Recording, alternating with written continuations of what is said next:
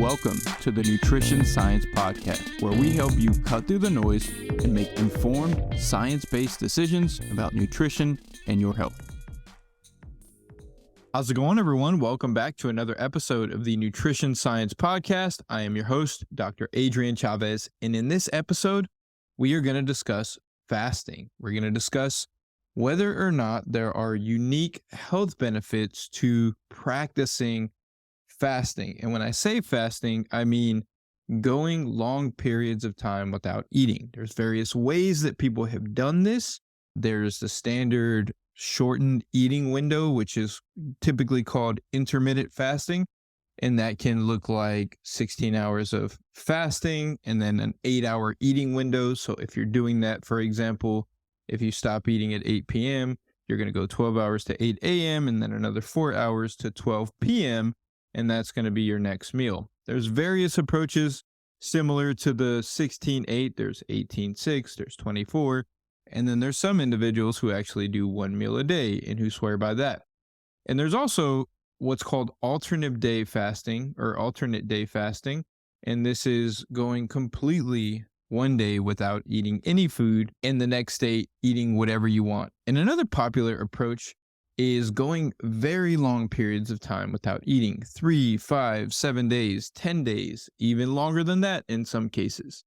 This is popularized in various circles on social media and in alternative health circles.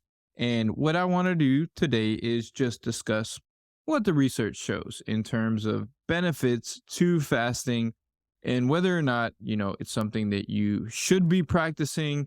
And if so, what types of fasting are going to be most beneficial? So the first thing that I want to mention is that the research on the benefits of fasting is vast. And there are many benefits that have been demonstrated from using various fasting protocols to improve health, to promote weight loss, to reduce LDL cholesterol, to improve triglycerides, to improve insulin sensitivity, to improve blood pressure. All of these things have been demonstrated over and over again in randomized control trials testing the benefits of fasting. There was one study that was published in 2021 that I'll cite in the show notes. This was an umbrella review of meta-analyses. This included a ton of studies, and it showed that fasting unequivocally has these health benefits. So fasting has health benefits. There's no disputing that. However, this is the important piece. When people fast, they are reducing their caloric intake. In almost every study, that shows health benefits, there's also weight loss. And the important thing that we have to try to understand is whether or not the benefits that we see from fasting are because of the fasting, or if they're because of the calorie restriction that occurs as a result of the fasting, and then the subsequent weight loss that occurs as a result of maintaining a calorie restricted diet. Because when we have a claim saying fasting does this, we have to really understand, is it fasting or is it just calorie restriction?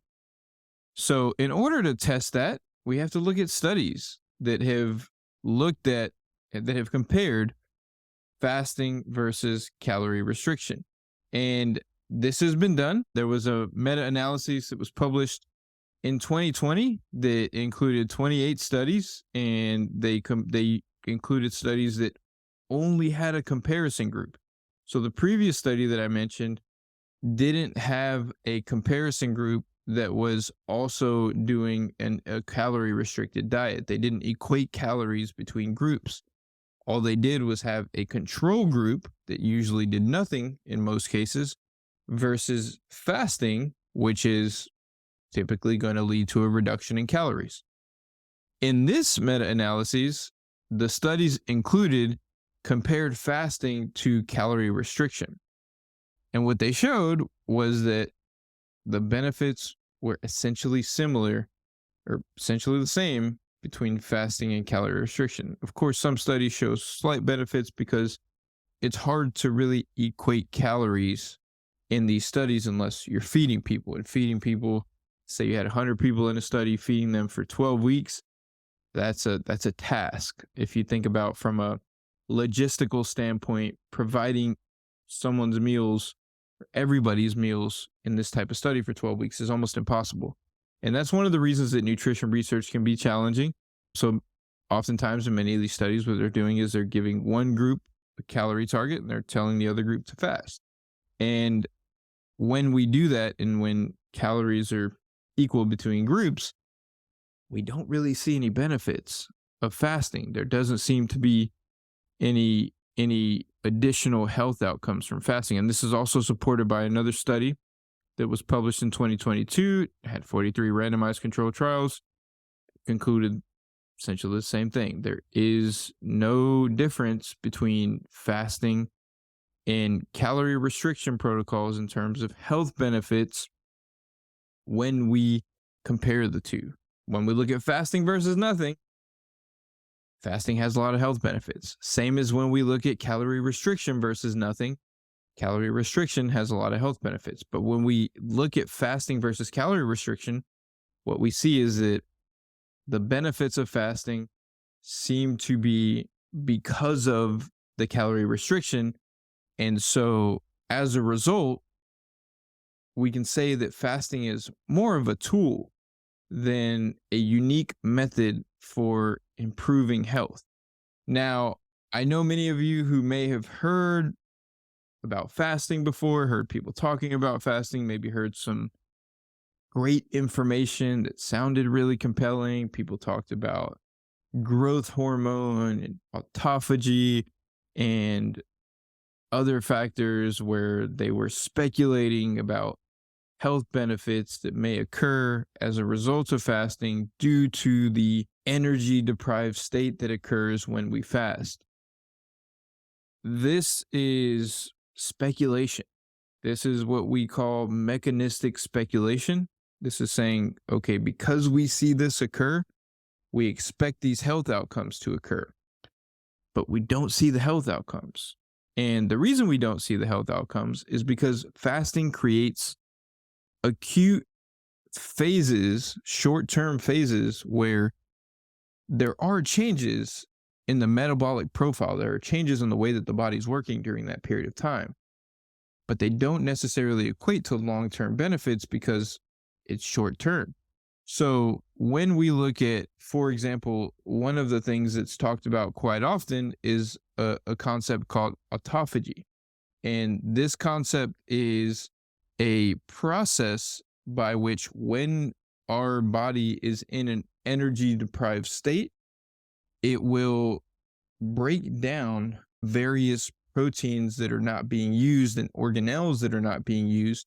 And because it needs those amino acids elsewhere, either for energy or for building blocks for other parts of the body. Because there isn't energy available through food, the body has to now go in and break down some of these unused cellular debris, essentially. And this is often presented, and I've been guilty of thinking this way in the past as well, as a benefit of fasting, because it's like a cellular cleaning, because those proteins that are not being used, that are taking up space, will get broken down when you take on a fast. And autophagy, this process, is upregulated. That means the body will turn up the amount that it's doing of this because of the fact that there's not energy coming in from food. The important piece here to understand, though, is that this process occurs whether or not you're fasting. Autophagy is going to respond to energy availability. So if you're in a calorically deprived state, your body is turning that up a little bit as well. And the other important piece is we don't even necessarily know that more autophagy is necessarily a good thing. Really ramping up this process equals starvation. Like our body will be at maximal autophagy right before we starve to death. That's not a good thing. And so sometimes we think people can make these processes that occur within our cells and occur in response to some of these things in the short term sound like they're supposed to have all of these different health benefits, but the reality is that data's not there. There's not evidence to demonstrate that turning up autophagy through fasting acutely has any long-term health benefits of any sort.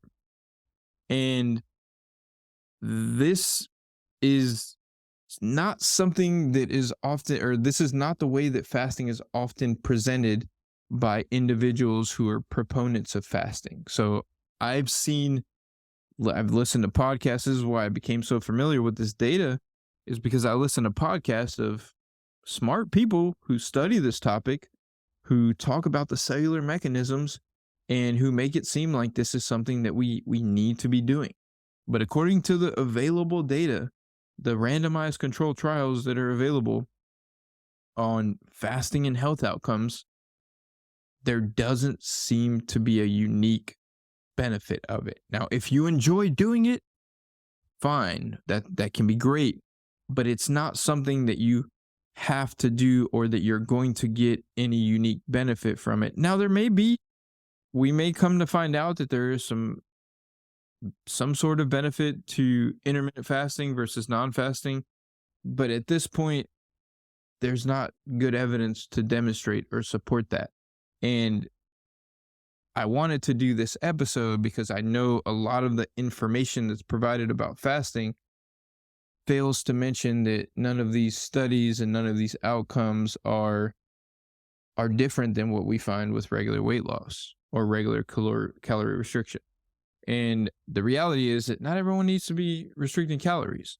And so fasting is promoted to a lot of people who already aren't eating enough, and then they're trying to intermittent fast and they eat less. And that's not ideal. If you need to lose weight and you could benefit from going on a more calorie restricted diet, then this might be a tool for you. But if you're not someone who is in that position of needing to lose weight, this isn't something that you need to be doing.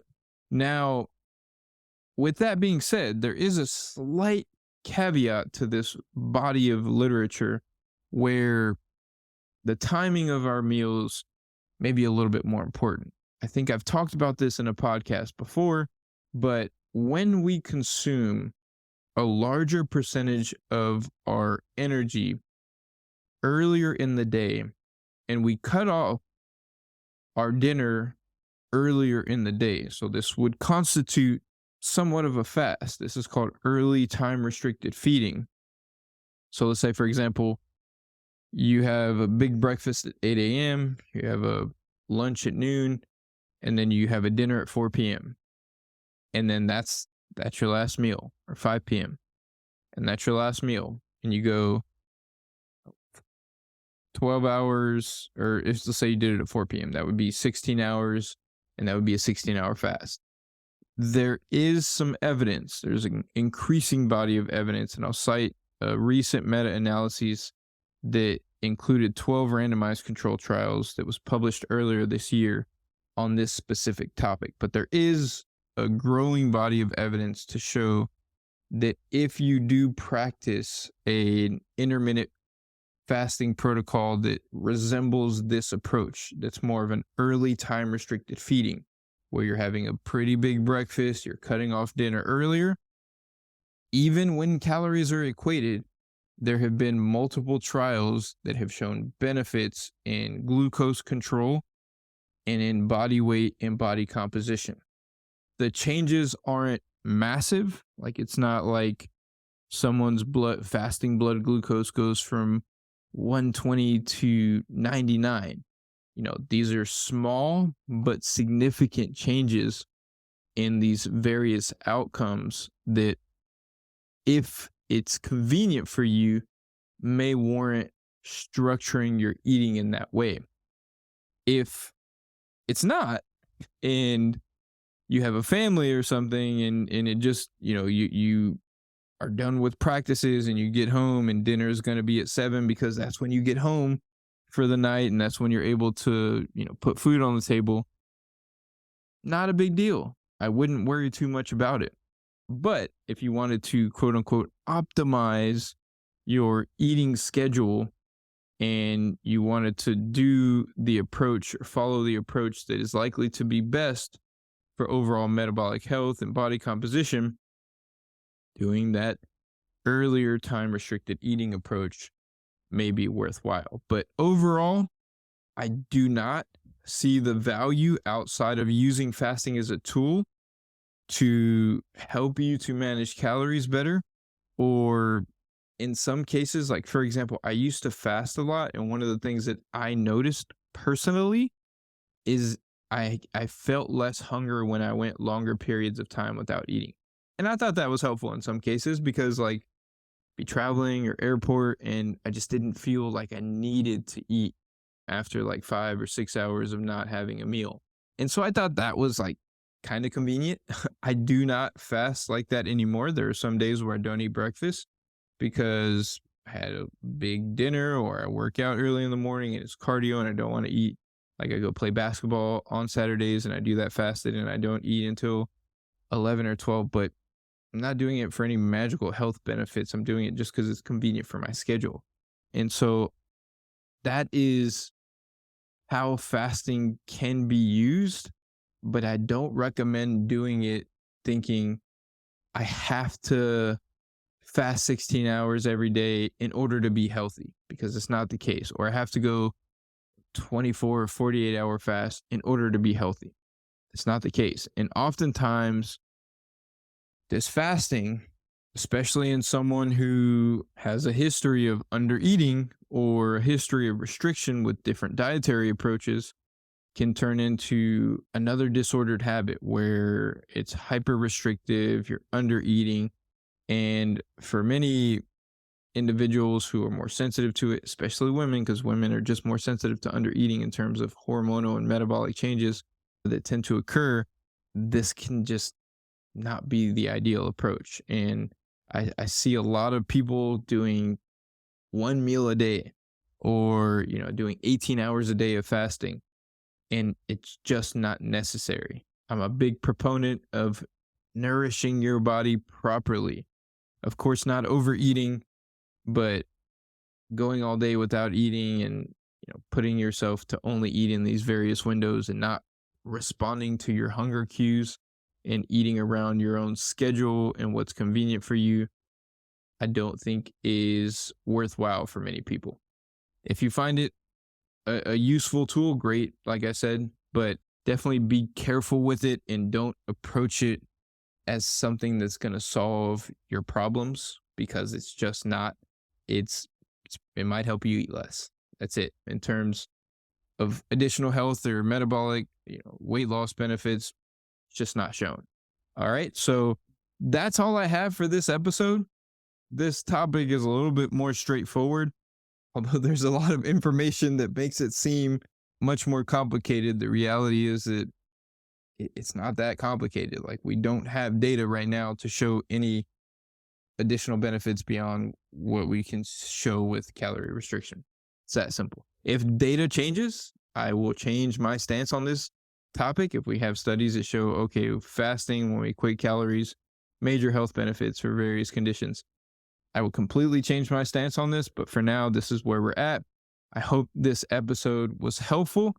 If you are enjoying the show, you find value in the show, it would be incredibly helpful, appreciated if you would go over and leave a review. If you're listening to this on Apple, you have to go search the show on Apple and leave a review through that. I don't know how to leave a review on the other platforms like Spotify and Google Play, but I'm sure you can figure it out. But it would be incredibly helpful, helps to get the word out on the show, get the message, and helps to like recommend my show to more people, and then helps to show people like why they should listen. So I would really appreciate it if you could go leave a review. As always, as I mentioned, you can support the show directly through PayPal. I'm going to be closing off the Patreon because I have something else coming that I think is going to be incredibly valuable for those who want to number one, support the show, but just get value from it as well, because I'm putting together a comprehensive resource and a membership site that I think is going to be incredibly valuable for many of you.